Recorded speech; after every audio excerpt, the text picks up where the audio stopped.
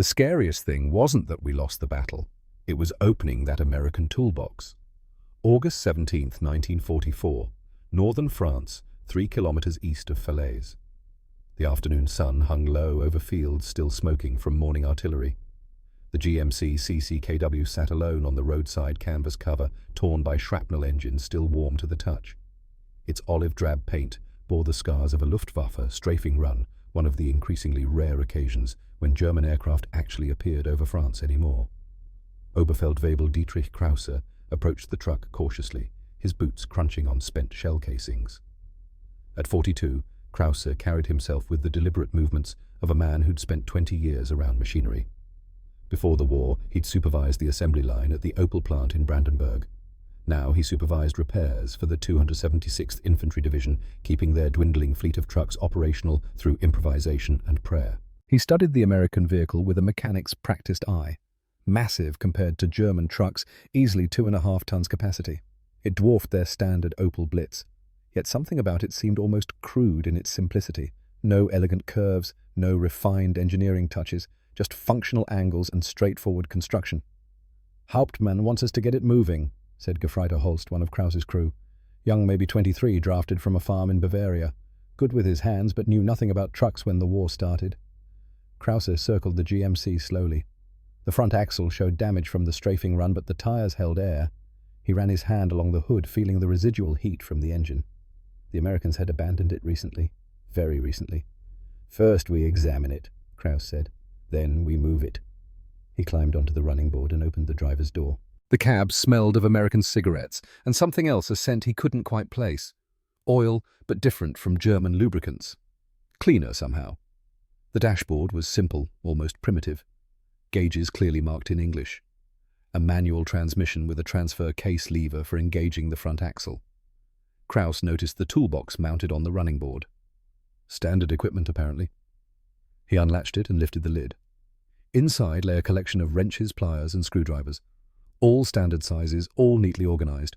But what caught his attention was the manual, thick printed on quality paper despite wartime shortages. He pulled it out and began flipping through the pages.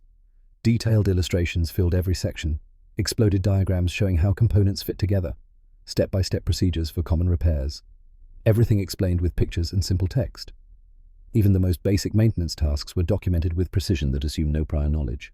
"Look at this," Krause said quietly, more to himself than to Holst. A child could follow these instructions. A farmer who'd never seen an engine could perform basic maintenance. The manual treated mechanics as if they might be complete novices, walking them through procedures that any trained German mechanic would consider elementary. But that was the point, wasn't it? Krause felt something cold settle in his stomach. A recognition that went beyond mechanical specifications. This truck wasn't designed for professional soldiers. It was designed for an army of millions where most men would arrive knowing nothing about vehicles, where training time was measured in weeks, not years. He set the manual aside and examined the engine compartment. The hood released with a simple latch, no tools required. It swung up to reveal the GMC 270 inline-6 engine. Krause had heard of this power plant, 104 horsepower from 269 cubic inches. Not impressive by German standards. Their Opel Blitz produced similar power from a smaller displacement. But as Krause studied the engine layout, he began to understand something more troubling than raw specifications. Every bolt was the same size. Every single one. The same wrench could reach every fastener on the engine. The spark plugs sat in easily accessible locations. The oil filter could be changed without tools, just hand tight. The distributor cap lifted off with a simple clip mechanism. "This is designed for idiots," muttered Hoffman, another mechanic who'd joined them. He'd worked at Mercedes before the war, trained in precision engineering. Krause shook his head slowly. "No, it's designed for an army where most men aren't mechanics. This is brilliant." He reached into his jacket and pulled out a photograph, creased and worn from months in his pocket. His wife Helene and son Ernst, taken the day before Krause left for France. Ernst was 14 now, probably taller than in the photo. The boy had his mother's eyes. Krause tucked the photo away and returned his attention to the truck, because what he was seeing here mattered more than one captured vehicle. It revealed something fundamental about how America approached this war. The supply officer arrived 20 minutes later. Hauptmann Müller had worked at the Opel plant before receiving his commission, knew Krause from the old days.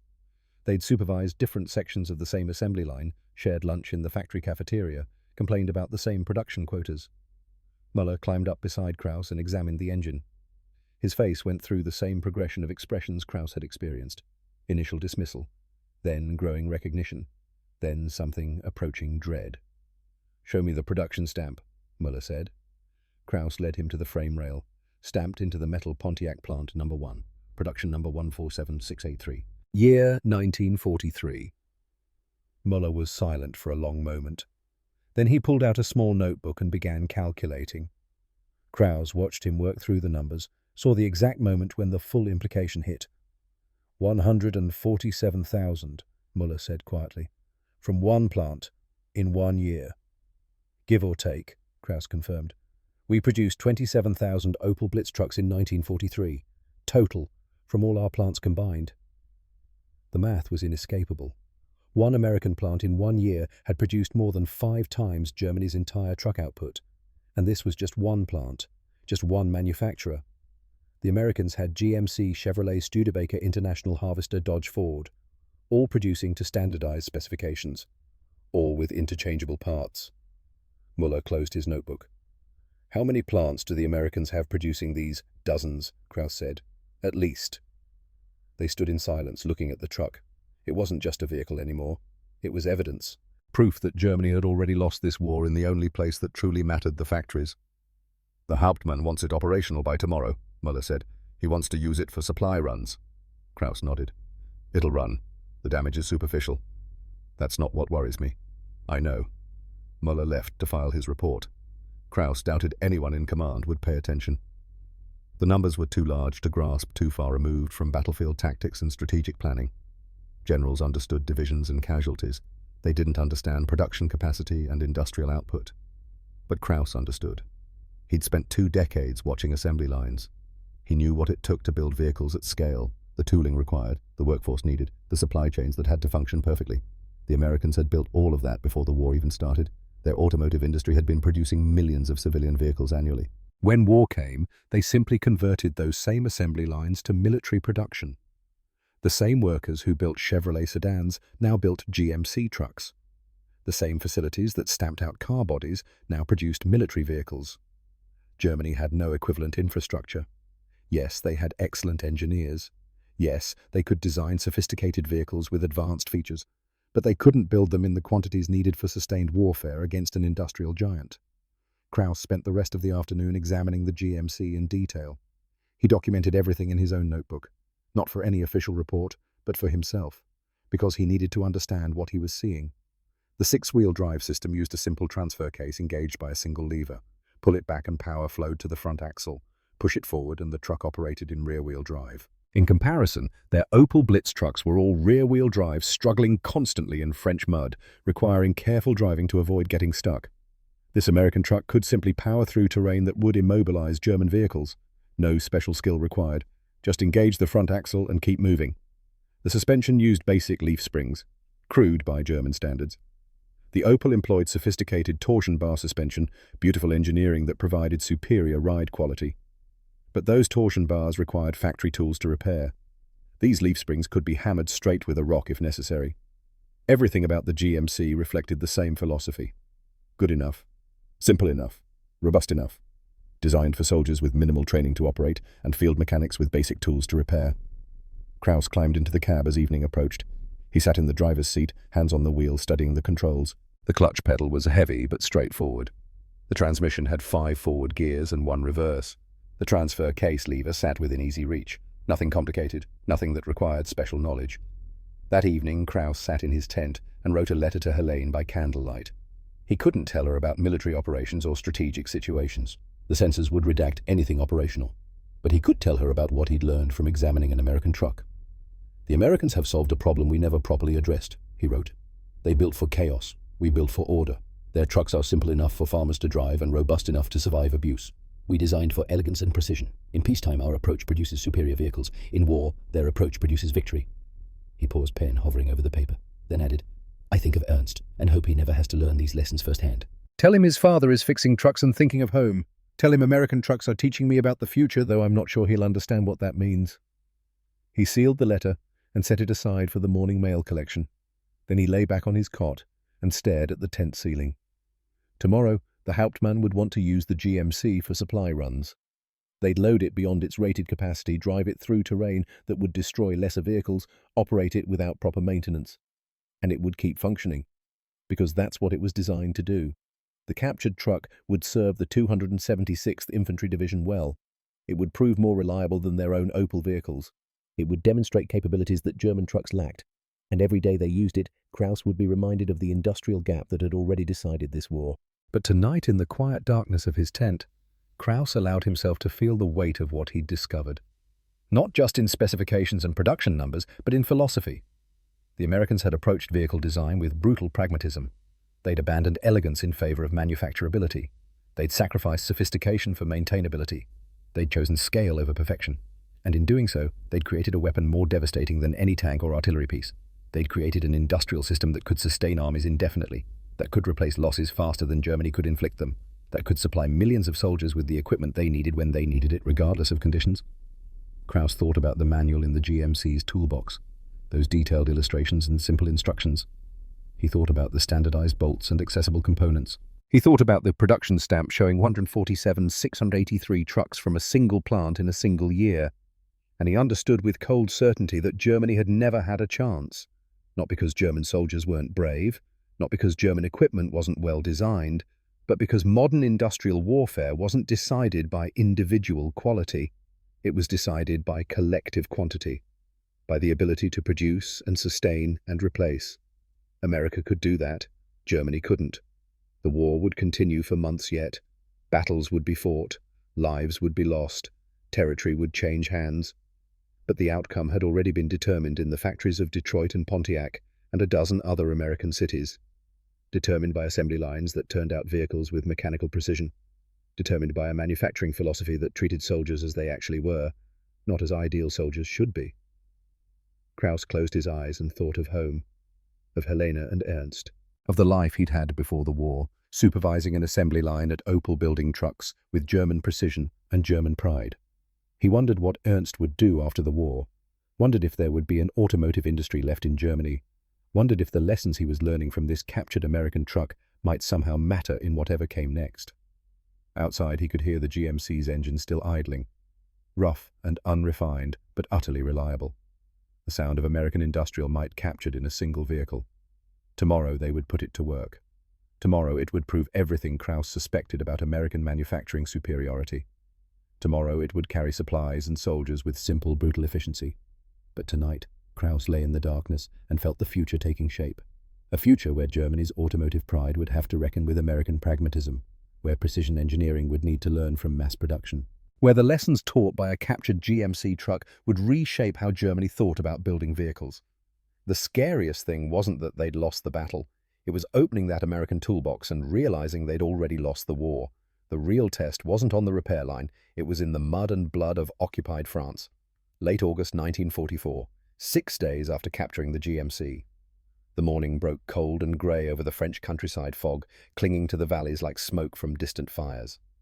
Krauss stood in the motor pool watching his crew prepare 3 vehicles for a supply run to a forward position 20 kilometers east. 2 Opel Blitz trucks, their grey paint faded and chipped from months of hard use. And the GMC, still wearing its American olive drab, now marked with German insignia, hastily painted on the doors. "Load the GMC last," Krauss instructed. "I want to see how the Opels handle before we commit the American truck." Holst looked up from checking tire pressure. "You don't trust it." "I trust it completely. That's what worries me." The supply run was routine. Ammunition rations, medical supplies. The kind of logistics operation the Wehrmacht performed hundreds of times daily across every front. Except logistics weren't routine anymore. Fuel shortages meant fewer trips. Allied air superiority meant daylight movement was dangerous. And the roads churned by tanks and heavy rain had deteriorated into muddy tracks that destroyed suspensions and trapped vehicles. Krauss climbed into the lead Opel. Gefreiter Werner drove 20 years old, competent but cautious. The kind of driver who could nurse a struggling truck through difficult terrain if given time and patience. The convoy rolled out at AU 600 hours. Within 3 kilometers, Krauss understood they were in trouble. The road, if it could still be called that, had been pulverized by recent armor movements.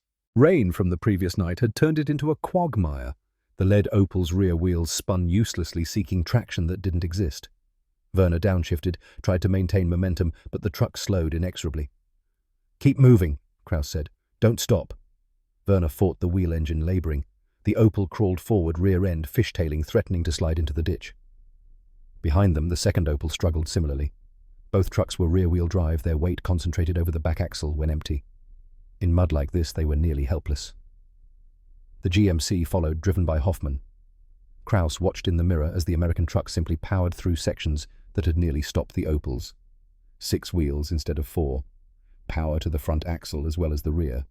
Weight distributed more evenly. It wasn't elegant, but it worked. They made 8 kilometers in 2 hours. Exhausting, frustrating progress. Then, Werner stopped the Opel completely. "We're stuck, Oberfeld-Webel." Kraus climbed out. The right rear wheel had sunk hub-deep in mud. The left rear spun freely, spraying muck but providing no traction. Classic stuck. The kind of situation that required shovels and tow cables and time they didn't have. The second Opel pulled up carefully, its driver smart enough not to get too close. The GMC stopped behind it, engine idling with that rough American rumble. Kraus walked back to Hoffman. "Can you pull us out?" Hoffman studied the situation. "If the cable holds, that Opel is deep."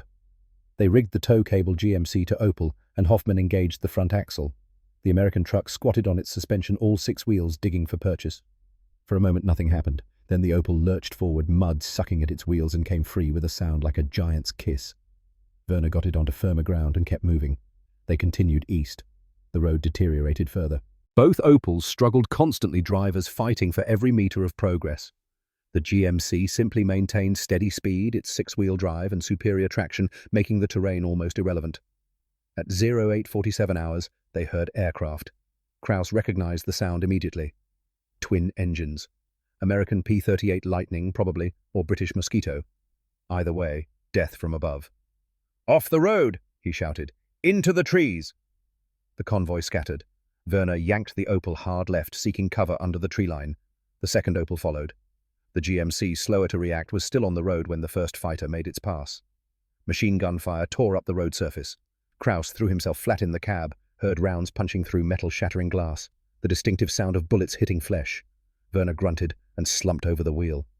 The aircraft climbed away, banking for another pass. Kraus grabbed Werner, pulled him away from the wheel. Blood soaked through the young man's jacket, spreading from his shoulder. Not fatal, probably, but he needed attention immediately. Kraus hauled him out of the cab and into the ditch. "Medic!" he shouted, knowing there was no medic, just soldiers with basic first aid training. Holst appeared face pale and began working on Werner's shoulder. Kraus looked back at the vehicles. The first Opel had taken multiple hits. Tires shredded. Radiator punctured, coolant pooling underneath. The second Opel seemed intact. And the GMC.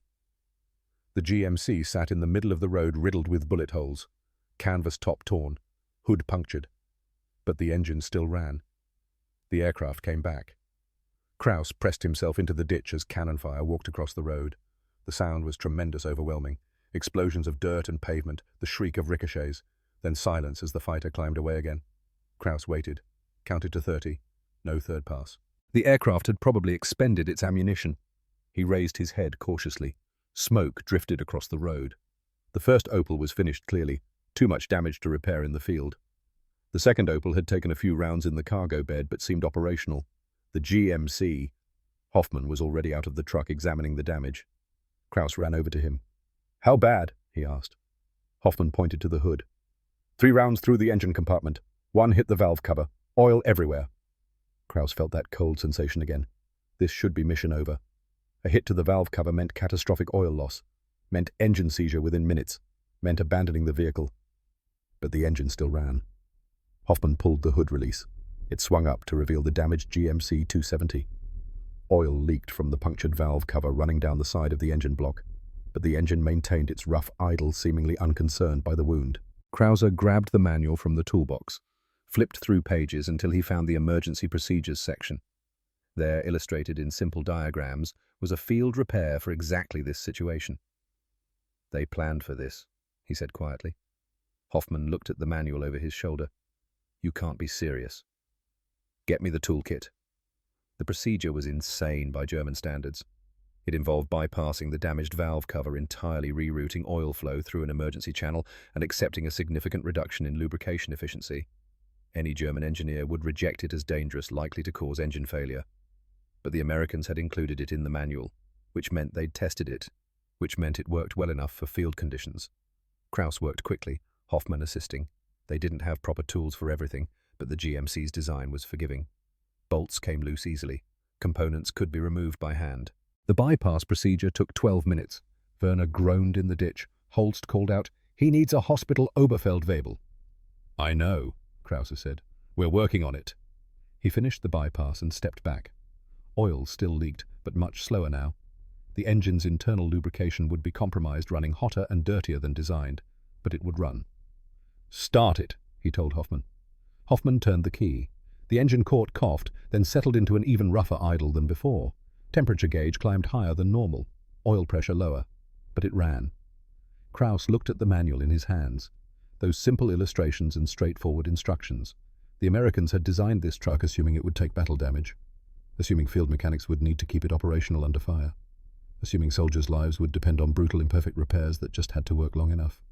American trucks forgive mistakes. German trucks punish them. They loaded Werner into the GMC's cargo bed, along with critical supplies from the destroyed Opel.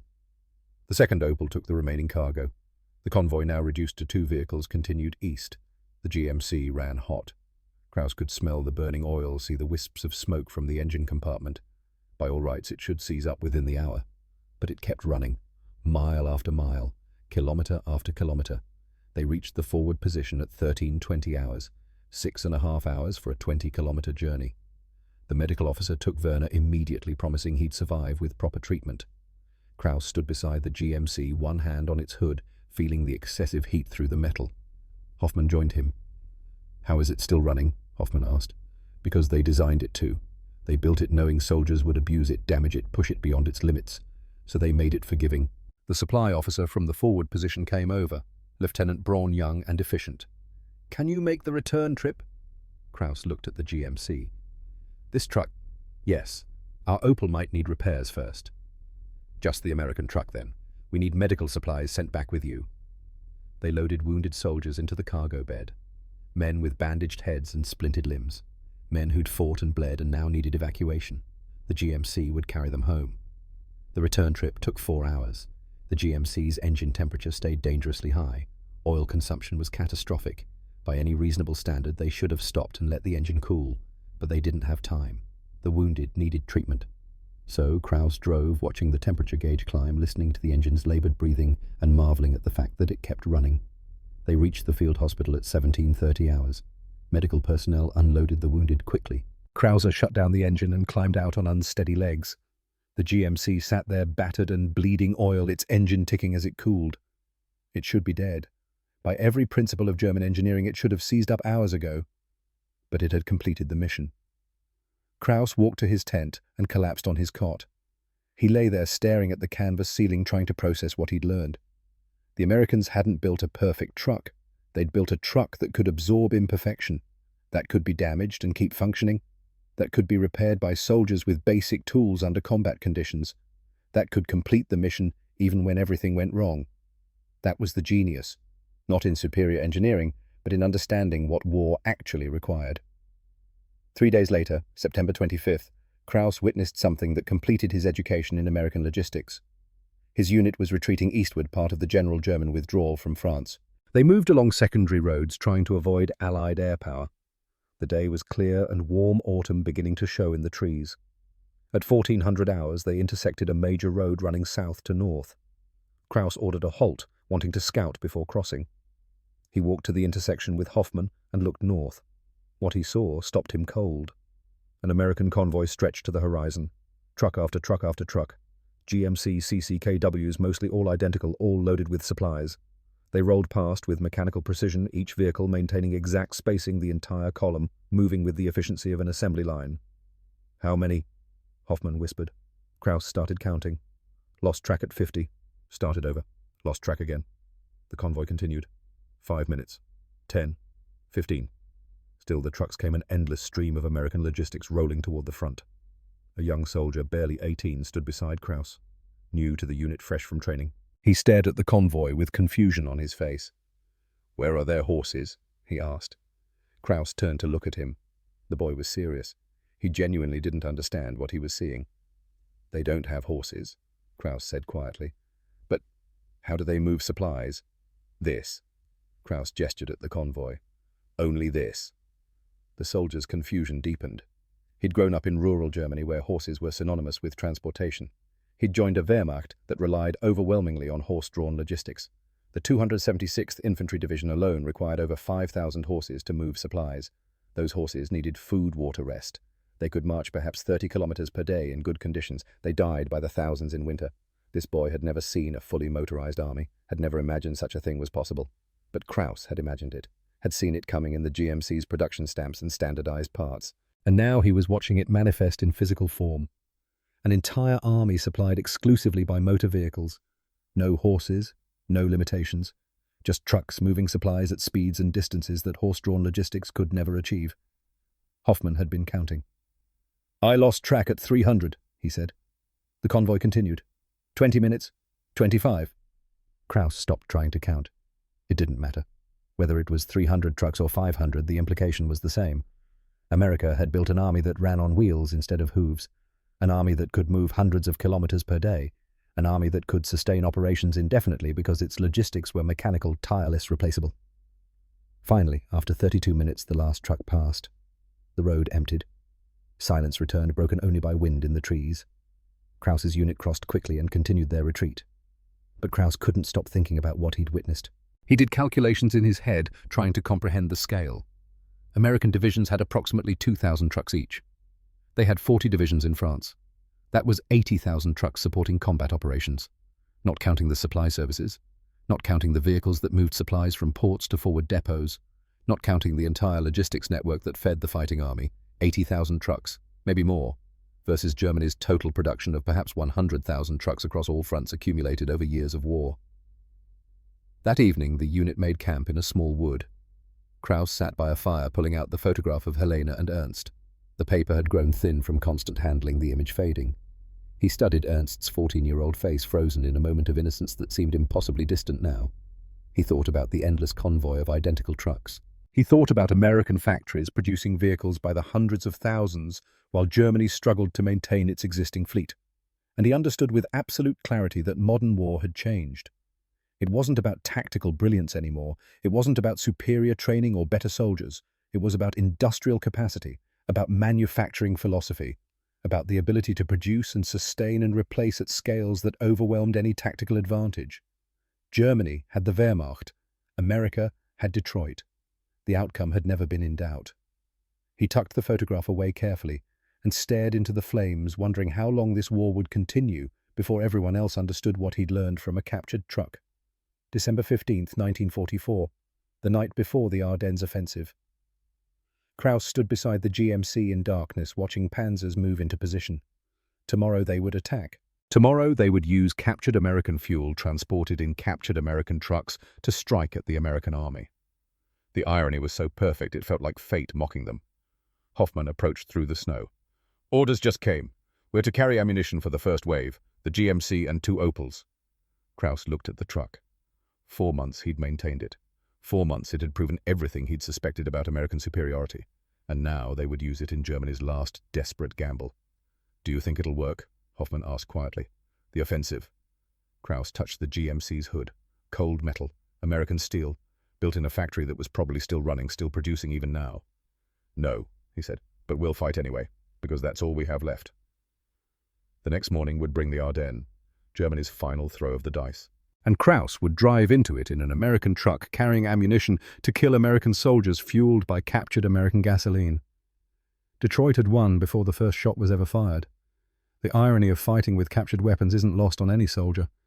But fighting your last battle with the very equipment that proved you'd already lost, that's something else entirely. December 16th, 1944, the Ardennes forest. Snow fell thick and silent, muffling sound turning the world into shades of white and grey. Kraus stood beside the GMC in pre-dawn darkness, his breath steaming in the frigid air. Around him, the 276th Infantry Division prepared for Hitler's final gamble in the west. Operation Wacht am Rhein, the last great offensive. The plan was ambitious, almost desperate. Punch through the Ardennes, reach Antwerp, split the Allied armies, cut off their supplies, force a negotiated peace. The plan also depended on something that made Krauss's stomach turn, capturing American fuel supplies. Because Germany didn't have enough fuel to sustain the offensive, the panzers would run dry within days unless they captured enemy stockpiles. They were planning to fight America with American gasoline. The 276th's role was logistics support, moving ammunition and supplies to forward units, keeping the offensive supplied as it pushed west. And for that mission they would use every vehicle they had, including 3 captured GMC trucks. Krauss had maintained those trucks for 4 months now. He knew every quirk of their engines, knew which one ran hot, knew which transmission was developing a grind in second gear, knew them better than he'd known any German vehicle. The GMC he stood beside was the first one captured back in August, the one he'd repaired under fire. It had been hit twice more since then, patched each time, kept running through mechanical persistence and American engineering that refused to quit. Hoffman approached through the snow. Fuel truck just arrived, half a load, that's all they could spare. For how many vehicles? All of them. Krauss did the math. Half a load divided among the division's remaining trucks meant perhaps 50 kilometers of range, maybe less in snow. The offensive was supposed to push 100 kilometers to the Meuse River. They're serious about capturing American fuel, Hoffman said quietly. They have to be. We don't have enough to get there otherwise. The offensive began at 0530 hours with an artillery barrage that lit the forest like daylight. Krauss waited in the GMC's cab Holst beside him, listening to shells scream overhead. The sound was tremendous, overwhelming. The entire forest shook. Then silence. The artillery stopped. And in that sudden quiet, Krauss heard the rumble of panzer engines starting. The offensive was underway. The 276th moved out at 0600, following the armor advance. The road was barely passable, churned by tank treads covered in snow. The GMC handled it without complaint. 6-wheel drive bit into snow and mud, pulling them forward steadily. Behind them, 2 Opel Blitz trucks struggled. The division had started the war with dozens. Now they were down to 9 operational vehicles. The rest had broken down, been destroyed, or simply worn out. Replacement parts didn't exist. Maintenance was improvisation. But the 3 captured GMC trucks ran perfectly, because American parts were everywhere. Every time they overran an American position, they found toolboxes full of spares. Every captured vehicle could be cannibalized. The Americans had standardized so completely that parts were universal. By noon, the offensive had advanced 15 kilometers, faster than expected. The Americans had been caught by surprise, their lines thin, their response confused. Maybe this would work. Maybe they could actually reach Antwerp. Then the fuel situation became critical. At 1430 hours, the lead Panzer Battalion radioed that they were running dry. They'd reached their objective but couldn't continue without refueling. The fuel trucks that should have supplied them had been destroyed by American artillery. Krauss's convoy was diverted to a captured American supply dump. They arrived to find chaos. German soldiers were trying to operate American fuel pumps, struggling with unfamiliar equipment, wasting precious time. Krauss climbed out and examined the pump system. American design. Simple. Standardized. He'd seen similar setups at the forward positions the GMC had supplied. "Let me," he said to the confused Gefreiter manning the pump. He operated the system efficiently, filling jerrycans with American gasoline. The panzers were refueled within an hour. The offensive continued. That night, Krauss sat in the GMC's cab trying to stay warm. The temperature had dropped below freezing. Snow continued to fall. Somewhere to the west, American forces were regrouping, preparing counterattacks. Holst climbed into the passenger seat, stamping snow from his boots. "The Hauptmann says we've captured enough American fuel to sustain operations for 3 more days. And then we either capture more or the offensive stops." Krauss stared through the windshield at the falling snow. "We're attacking them with their own fuel, transporting it in their own trucks, using their own equipment against them, and they have so much they won't even notice what we've taken." "Maybe that's how we win," Holst offered. "Use American abundance against them." Krauss shook his head. "We can't capture faster than they can produce. Even if we took every gallon of fuel in the Ardennes, they'd replace it within a week. Detroit is still running. Their factories are still building trucks. Their refineries are still making gasoline. We're not fighting an army. We're fighting an economy." December 19th brought the first serious American counterattack. Fighter bombers appeared in clear skies hunting German armor. The offensive, which had advanced nearly 40 kilometers, began to slow. Krauss's convoy was moving ammunition forward when the P-47 Thunderbolts found them. The distinctive sound of radial engines. The scream of diving aircraft. Then rockets and machine gun fire tearing through the column. The lead Opel exploded its cargo of artillery shells, detonating in a fireball that threw debris 100 meters. The second Opel swerved and crashed into a ditch. The GMC truck scattered drivers, reacting with practiced efficiency. Krauss yanked the wheel hard right, taking the GMC off the road and into the trees. Branches scraped the canvas top. The truck bucked over rough ground. Behind him he heard explosions, saw smoke rising. The aircraft made 3 passes, then departed, presumably out of ammunition. Krauss waited 5 minutes before emerging from the tree line. The convoy was destroyed. Both Opel trucks were burning wrecks. Of the 3 GMC trucks, one had taken a direct rocket hit and was finished. The other 2 were damaged but operational. They'd lost 2/3 of their cargo, lost most of their vehicles. And the offensive was only 3 days old. Krauss stood in the snow watching the Opel burn and felt a terrible certainty settle over him. This wasn't going to work. The offensive would fail. Not because German soldiers weren't fighting hard enough. Not because the plan was fundamentally flawed, but because Germany couldn't sustain operations against an enemy with unlimited industrial capacity. The Americans could replace everything Germany destroyed, could replace it faster than Germany could destroy it, could keep replacing it indefinitely. December 25th, Christmas. The offensive had stalled completely. American reinforcements had arrived. Patton's Third Army was driving north to relieve Bastogne. The weather had cleared, allowing Allied air power to dominate the skies, and the fuel was gone. Panzer divisions sat immobile, their tanks out of gasoline. The remaining fuel was being rationed to essential vehicles only. The offensive that was supposed to reach Antwerp had advanced barely 60 kilometers before grinding to a halt. Krauss sat in the GMC engine running to provide heat and listened to the radio reports. They spoke of tactical adjustments and regrouping. They didn't mention that the offensive had failed for the simplest possible reason: Germany had run out of gas. The GMC's fuel gauge showed half a tank. American gasoline captured 3 days ago, enough to get them perhaps 50 kilometers. The Opel trucks still in service were completely dry, sitting useless. Holst climbed into the cab, carrying a message from headquarters. "We're to withdraw, gradually. Save what equipment we can." "Save it for what?" Krauss asked. Holst had no answer. They began retreating on December 27th. The GMC carried wounded soldiers, men with frostbitten feet and shrapnel wounds. Men who'd fought and bled and now faced the reality that it had all been for nothing. The truck ran perfectly, despite the cold, despite the damage it had accumulated, despite everything. The engine started reliably. The transmission shifted smoothly. The 6-wheel drive pulled them through snow and mud without complaint. Meanwhile, the remaining Opel trucks broke down one by one. Frozen fuel lines, cracked engine blocks from inadequate antifreeze, mechanical failures that couldn't be repaired because parts didn't exist.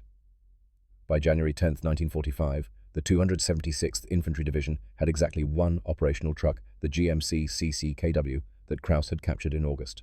The irony was almost too perfect to bear. They'd started the offensive with 9 German trucks and 3 captured American trucks. They were ending it with 0 German trucks and 1 American truck still running. March brought the final collapse of German logistics. The division was defending positions in the Rhineland, trying to slow the American advance. But they couldn't move supplies, couldn't evacuate wounded, couldn't maneuver. Krauss kept the GMC operational through mechanical wizardry and scavenged parts. It was the only thing still connecting the division to any kind of supply network. On March 23rd, the Americans crossed the Rhine in force. The defensive lines crumbled. The 276th received orders to withdraw eastward, but there was nowhere to withdraw to. The war was over. They just hadn't admitted it yet. April 18th, 1945. A spring morning near Koblenz. Krauss sat in the GMC's cab watching American tanks roll past. His division had surrendered 3 hours ago. They were prisoners now, waiting to be processed and transported to POW camps. A young American soldier, maybe 22, walked over to the GMC. He wore a motor sergeant's insignia. Behind him, Krauss could see American trucks lined up in formation, dozens of them, all identical GMC CCKWs. "You guys kept this running?" the sergeant asked in accented German. "For 8 months," Krauss replied in careful English. "Since August." The sergeant whistled, impressed. He walked around the truck examining the damage, the patched bullet holes, the replaced components, the improvised repairs. "You did good work," he said. "We need mechanics. Can you work on these?" Krauss looked at him. The question was so absurd he almost laughed. Work on GMC trucks. He knew these vehicles better than most American mechanics, knew their strengths and weaknesses, knew how to keep them running under impossible conditions. Yes, he said. We can work on these. The sergeant nodded. Good. Better than sitting behind wire. War's over for you guys anyway. He walked away, leaving Kraus sitting in the GMC's cab. The war was over. Germany had lost. And now the enemy who'd defeated them needed mechanics to maintain the very vehicles that had proven German defeat. Kraus climbed out slowly.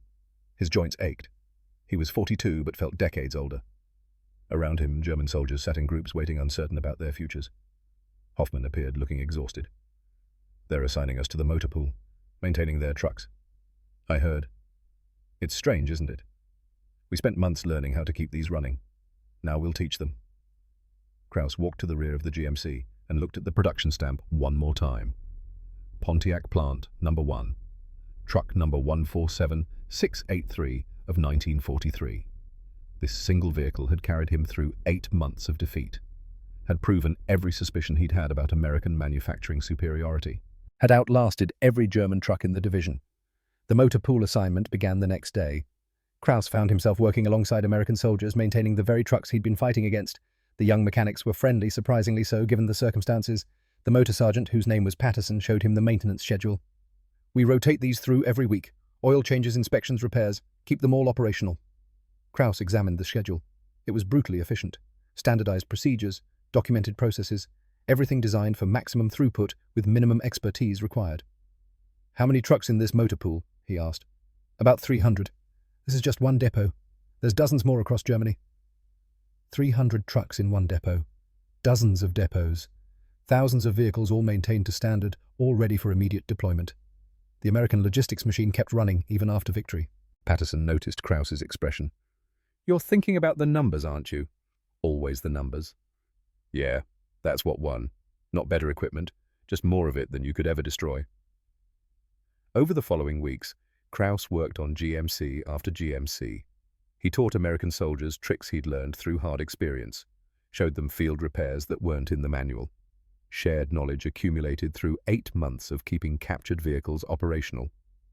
One afternoon, Patterson asked him directly, "How'd you guys learn so much about our trucks?" Kraus told him. About capturing the first GMC in August, about studying the manual and understanding American manufacturing philosophy, about using captured trucks because German logistics had failed, about fighting the Ardennes offensive with American fuel and American vehicles. Patterson listened quietly. When Kraus finished, he said, "You know what's funny? These trucks aren't that sophisticated. We just made them simple and built a lot of them." "That was the genius," Kraus replied. "You designed for the army you had. We designed for the army we wished we had. In peacetime, your way probably makes better trucks. In wartime, your way wins wars." They worked in silence for a while, replacing an oil pan on a truck that had thrown a rod. Standard repair, standard parts, everything documented in the manual. Finally, Patterson said, "What'll you do when you go home?" Kraus thought about it. "Rebuild. Germany will need mechanics. Will need people who understand vehicles." "Think you'll use what you learned here?" "I have to. The old ways failed. We have to learn from that failure." In June 1946, Kraus was repatriated. He returned to a Germany that barely resembled the country he'd left. Cities were rubble. Factories were destroyed. The automotive industry that had been his livelihood was shattered. But there was work. The Americans were bringing vehicles by the thousands as part of reconstruction. GMC trucks, Dodge trucks, Willys Jeeps, all needing maintenance, all requiring mechanics who understood American equipment. Kraus found employment at a reconstruction depot in Frankfurt. His experience with GMC trucks made him valuable. He supervised a team of German mechanics, teaching them what he'd learned. One day, training a young mechanic fresh from apprenticeship, Kraus found himself explaining American manufacturing philosophy. "Before the war, we believed German engineering was superior," he said. "That quality would overcome quantity. We were wrong." He gestured at the GMC trucks in the depot yard. "The Americans understood modern industrial warfare better than we did. They built adequate equipment in overwhelming numbers. They standardized ruthlessly. They designed for the army they had millions of ordinary men, not the army we wished we had of elite specialists." The young mechanic listened, absorbing lessons that would reshape German automotive manufacturing. "These trucks aren't masterpieces of engineering," Kraus continued, "but they won the war because there were hundreds of thousands of them, because they all used the same parts, because any soldier could drive them and any mechanic could fix them. That was the genius, not in individual vehicles but in the system that produced them. That evening, Kraus returned to his small apartment. Helena had dinner waiting. Ernst, now 16, was studying engineering at the technical school, planning to work in the automotive industry. Ernst had grown taller during Kraus's absence, nearly a man now. The boy in the photograph was gone, replaced by someone harder shaped by years of rationing and bombing and uncertainty. "Father," Ernst said over dinner, "my instructors talk about rebuilding German automotive superiority, making the best cars in the world again." Kraus set down his fork. Quality is important, but it's not enough. What do you mean? I learned something during the war from an American truck. He went to retrieve his worn notebook, the one he'd kept throughout the campaign, showed Ernst the sketches and notes about the GMC. This truck wasn't the best, but there were 562,000 of them, and that made all the difference. Ernst studied the drawings. So we should copy the Americans? No, we should learn from them. Combine German precision with American practicality. Build vehicles that are both excellent and producible. Quality and quantity, not one or the other. Over the following years, Kraus consulted for Mercedes-Benz and BMW, helping them integrate American production techniques with German engineering standards. His insights, born from 8 months maintaining a captured truck, helped reshape the German automotive industry. Ernst followed his father into the industry, applying the lessons Kraus had learned through defeat. 21 years later, in 1967, Kraus received an invitation to be interviewed for an automotive trade journal. The interviewer was interested in his wartime experiences and their impact on modern German manufacturing. Kraus was 65 now, officially retired, but still consulting occasionally. The interview would take place at an automotive museum in Stuttgart, where they were unveiling a new exhibit on World War II military vehicles. The day of the interview was clear and warm. Kraus arrived early, wanting to see the exhibit before it opened to the public. Ernst accompanied him, now 37, a senior engineer at Mercedes-Benz. They walked through the museum's halls until they reached the military vehicle section. And there, under careful lighting, Kraus saw something that stopped him cold. A restored GMC CCKW. Olive drab paint. White star on the hood. And on the frame rail, clearly visible, Pontiac Plant No. 1. Production number 1047683. "Is this?" Ernst began. Kraus walked closer, hand trembling slightly. He checked the production stamp again. Yes. The same number he'd memorized in August 1944. The same truck he'd captured, repaired under fire, maintained through the Ardennes, driven into surrender. His truck. The one that had taught him everything. Beside it sat a restored Opel Blitz positioned for comparison. 2 trucks side by side telling the story of industrial warfare through silent metal. A museum curator approached. "Herr Krause, thank you for coming. We were fortunate to acquire this particular GMC. The documentation shows it was captured by the 276th Infantry Division in August 1944 and used by German forces until the surrender. We thought it would be appropriate for the interview." Kraus could only nod. He walked around the truck, slowly seeing the repairs he'd made. The patch on the valve cover from the strafing run. The replaced front axle component.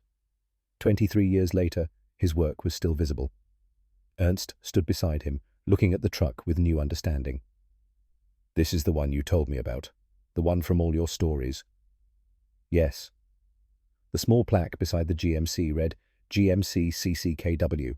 Over 562,000 produced 1941 to 1945.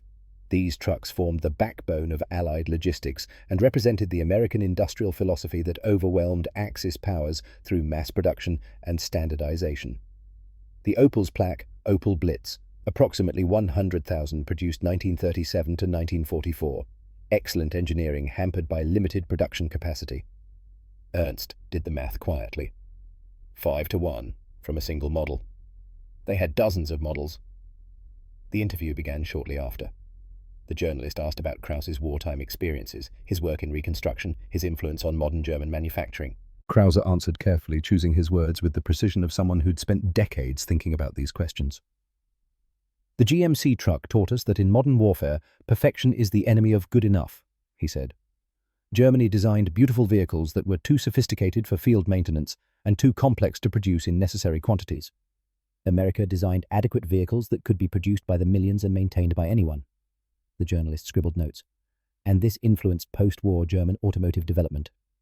Fundamentally, we learned to combine German engineering precision with American production philosophy, to build vehicles that were both excellent in quality and producible at scale. That synthesis is what rebuilt our industry. After the interview, Krauss and Ernst stood alone before the GMC. The museum had closed to the public, but the curator had given them time to stay. Ernst pulled something from his pocket, the photograph. The one Krauss had carried through the war. Now laminated, preserved, though the images were barely visible after decades of handling. "Mother gave this to me before she died," Ernst said quietly. "Last year. She said you carried it through everything, that it kept you alive." Krauss took it carefully. Helena had passed the previous winter peacefully surrounded by family. She'd never fully understood what the war had done to him, but she'd known it had changed him fundamentally. "Your mother never knew how close I came to not returning," Krauss said. "There were moments, but yes, this photo reminded me why I needed to survive." "She told me something else," Ernst continued. "She said that after you came home you were different, quieter, that you would sit for hours just looking at vehicles thinking. She didn't understand why until later. I was trying to understand what I'd learned, trying to figure out how to use it." Ernst gestured at the GMC. "And this truck taught you?" "This truck taught me that we'd fought the war wrong from the beginning, that we'd misunderstood what modern conflict required, and that if Germany was going to rebuild, we needed to learn from that mistake." They stood in silence looking at the two trucks, German and American, precision and practicality, quality and quantity. "My children ask about the war sometimes," Ernst said. "Your grandchildren. They want to know what it was like, what you did. What do you tell them? That their grandfather was a mechanic, that he kept trucks running when everything else was falling apart, that he learned lessons that helped rebuild Germany." Krauss smiled slightly. "That's more than enough. But there's more, isn't there? This truck. It's not just history. It's personal." Krauss reached out and touched the GMC's hood, feeling the cold metal under his palm. The same hood he'd opened in August 1944. The same truck that had carried him through defeat and taught him about the future. "This truck was my education," he said quietly. "Every day I maintained it. I learned something new. Not just about mechanics, but about philosophy, about how America thought about war and production and design, about what it meant to build for reality instead of theory." He paused, gathering his thoughts.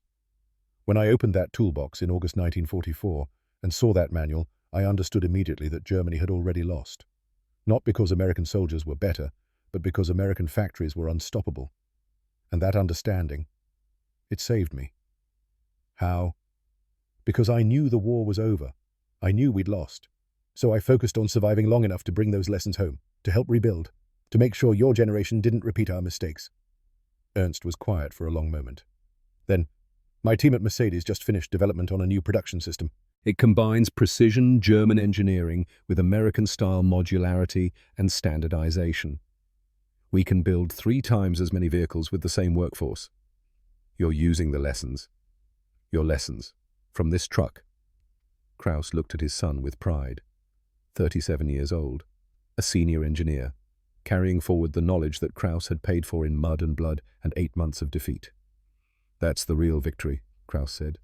"Not that we lost, not even that we learned, but that we applied what we learned, that we took the lessons from defeat and built something better." The curator reappeared discreetly. "I'm sorry, but we need to close for the evening." Krauss nodded. He took one last look at truck number 147683. His truck, his teacher, his path from pride to humility to wisdom. "Thank you," he said quietly, though he wasn't sure if he was speaking to the curator, the truck, or the memory of everything the war had taught him. As they walked toward the exit, Ernst asked, "Will you come back?" "Visit it again," Krauss considered. "Perhaps. But the truck itself isn't what matters anymore. What matters is what it taught us. And that knowledge is out there in every factory, every production line, every vehicle we build now." They emerged into the warm Stuttgart evening. The city around them was rebuilt, prosperous, modern. Mercedes-Benz factories hummed with production.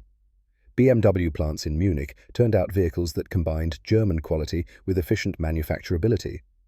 Volkswagen in Wolfsburg produced affordable cars by the millions. All of it influenced in some small way by lessons learned from an American truck in the mud of France. Father Ernst said as they walked to his car, "I never asked. Do you regret it?" "The war. Everything that happened," Krauss thought carefully. "I regret the deaths, the destruction, the waste, but the knowledge, the lessons." He shook his head. Those were paid for with suffering, yes, but they helped rebuild a nation. They helped your generation build something better than what we had before. So the sacrifice meant something. The sacrifice meant everything, as long as we remember why we made it and what we learned from it. They drove through Stuttgart in comfortable silence. Kraus looked out at the city, at the people, at the vehicles on the streets.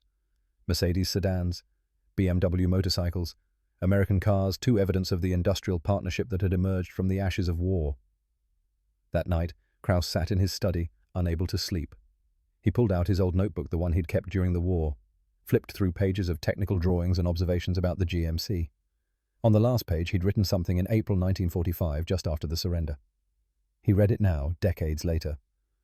This truck taught me that perfection is theory, adequacy is victory. Germany built for the ideal war. America built for the real war. In the end, reality always wins. If I survive to return home, I must remember this, must teach this, must ensure we never make this mistake again. He'd survived. He'd returned. He'd taught. And now Ernst and his generation were applying those lessons, building a new Germany that combined the best of both philosophies. Kraus added one final line to the notebook. 1967. Saw truck number 147, 683 again today. 23 years later, it still teaches. The lesson hasn't changed. Scale and simplicity beat sophistication and elegance in sustained conflict. But the application has evolved. We've learned to combine both. That synthesis is our victory not in war but in peace. He closed the notebook and returned it to its place on the shelf. Tomorrow, he would consult with Mercedes on a new production technique. Next week, a lecture to engineering students about wartime lessons and peacetime applications. The work continued. The lessons spread. The knowledge grew. The scariest thing hadn't been opening that American toolbox in 1944.